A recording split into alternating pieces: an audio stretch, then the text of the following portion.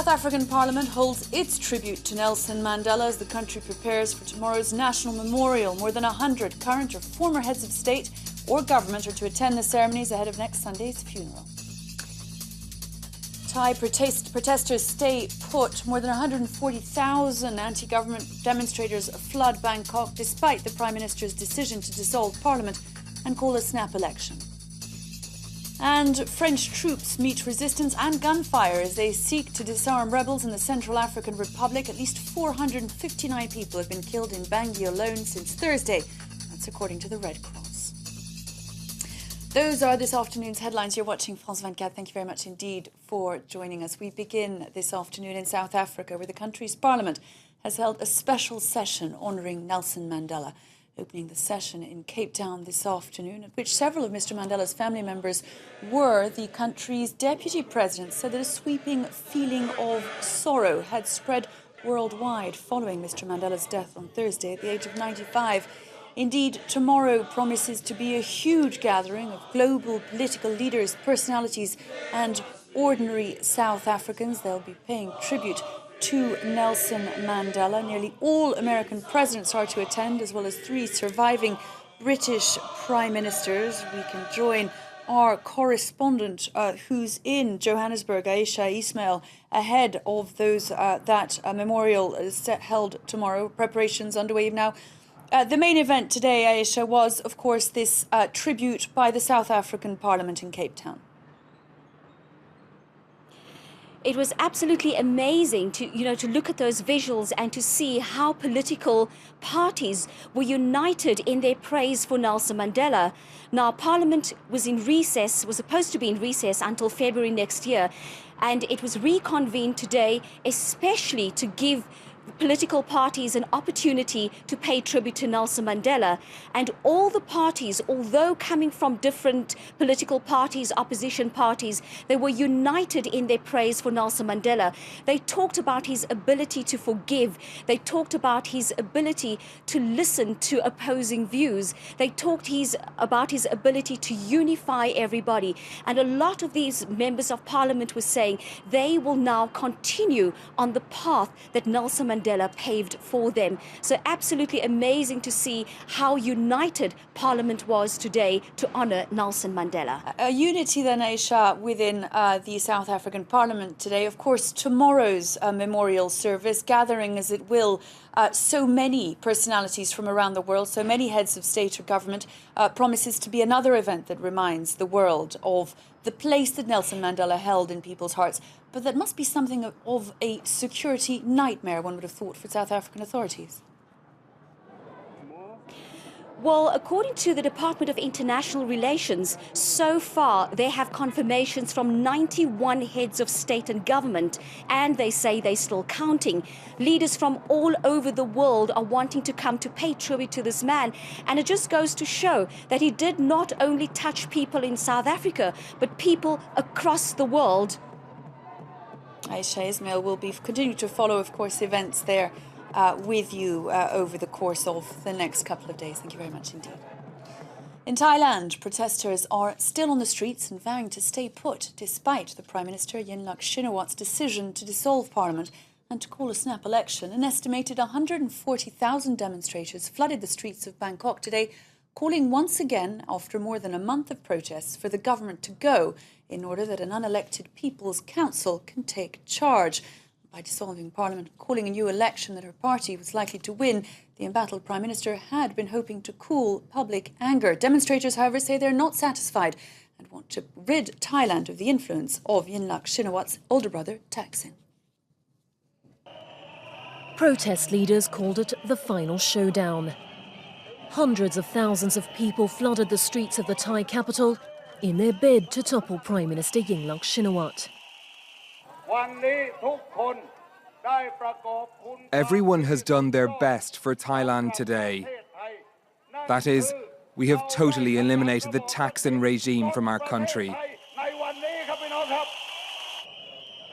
The mass demonstrations went ahead, despite the Prime Minister announcing the dissolution of Parliament and calling for snap elections to take place by early February.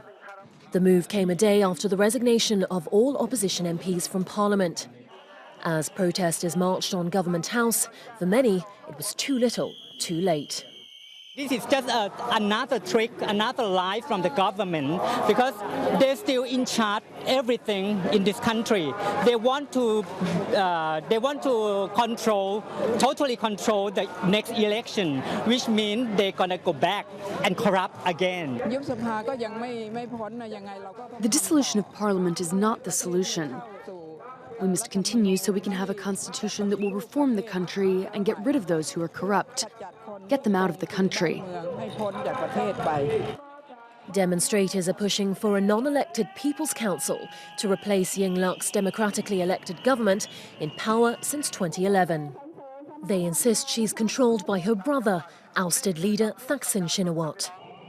For the past month, violent clashes have rocked the capital, leaving several dead and hundreds more injured. To Ukraine now, where riot police have taken up positions near Kiev's city hall, where hundreds of pro-Europe protesters remain camped out despite the very cold temperatures. They say they're going to stay until the government of Viktor Yanukovych stands down. Yesterday, hundreds of thousands of people occupied the square, blockaded approaches to Kyiv government building. It was the largest rally that Ukraine has seen since the 2004 pro-democracy Orange Revolution. Country's President Viktor Yanukovych has announced today that he is willing to hold talks that would involve the opposition, talks that are due to be held tomorrow, and that would involve three of the country's former presidents, that are being called an all-national round table. To get the very latest from Kiev, we can speak to our correspondent there, Gulliver Cragg. Gulliver, first of all, give us a sense of what's happening on the streets of Kiev around you today. Well, just after 11 this morning, there was really a rush of panic here in Kiev as it became clear, the rumours were confirmed that the riot police were amassing around the whole area that's occupied by the demonstrators at the moment. And several different places there were units of riot police stationed, in particular, of course, close to the town hall. And people believed that they were about to storm the place. Even Vitaly Klitschko, one of the opposition leaders, went so far as to warn women and children and people who weren't prepared to resist this kind of police action to perhaps leave the area. So there was a lot of fear around for a little while. But in the end, the units that started amassing stopped at relatively small numbers, and they stopped where they were stationed. And it became clear that they weren't about to storm the place right away. And at the same time, there came this news from the office of President Viktor Yanukovych that he was going to meet with the former three presidents tomorrow and perhaps invite the opposition leaders also to a round table. So mixed messages, in a way, coming from the authorities there. It seems that the deployment of the riot police is there as a warning, and certainly people feel that they could be attacked at any moment by the riot police. I remind you, about 10 days ago, there was a very, very violent intervention by riot police which shocked the whole nation, and which is really, in fact, what spurred so many people to come out onto the streets and continue demonstrating since then. Gulliver, I suppose the key question now that these talks that have been clearly slated as a search for a compromise, now that these talks have been announced, the key question is whether the opposition will want to get involved, whether they are willing to sit down at the table with the man whose ouster they're calling for. Well, yes, I spoke to two opposition MPs immediately after that announcement came from Viktor Yanukovych's office, and they said, no, our demand is for the government to resign, and then we'll sit down and talk to him, and not until that has happened. But then Vitaly Klitschko, who's emerging really as the most prominent opposition leader in line for the presidential election if it happens in 2015, he said that he would be prepared to sit down at this round table and talk with Viktor Yanukovych and the three former presidents, but only in order to talk about the resignation of the government, which remains the opposition's key demand. Gulliver Cragg joining us there from a very chilly Kiev. By the looks of things, we'll be coming back to you, of course, over the course of the evening to get more on what's happening there in the streets. French troops in the Central African Republic have traded gunfire with former rebels as they sought to disarm Muslim Seleka fighters and rival Christian militias today. France sent 1,600 troops to end months of instability in its former colony after bloodshed between Muslims and Christians last week. At least 459 people have been killed in the country's capital, Bangui, alone since Thursday, according to the local Red Cross. Earlier, shooting erupted near the airport after Seleka gunmen refused to hand over their weapons. Earlier, French Foreign Minister Laurent Fabius had warned that the disarmament process would not be an easy task. We have explained to everyone, and it has been stated on the radio and in various media, that weapons should be handed over. President Jotodia has said the same thing, so we will work on the ground, and if that is not effective enough, then force will be used. The difficult thing is that for some of these militias, who we call the former Seleka, I was told that many of them have taken their uniforms off and are now dressed as civilians. So we'll need to ask for the weapons, but it's difficult to recognize these individuals.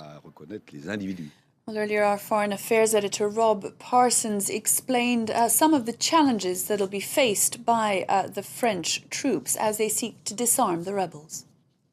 Bear in mind that there have been 2,500 African forces inside the country for some time already without managing to achieve anything.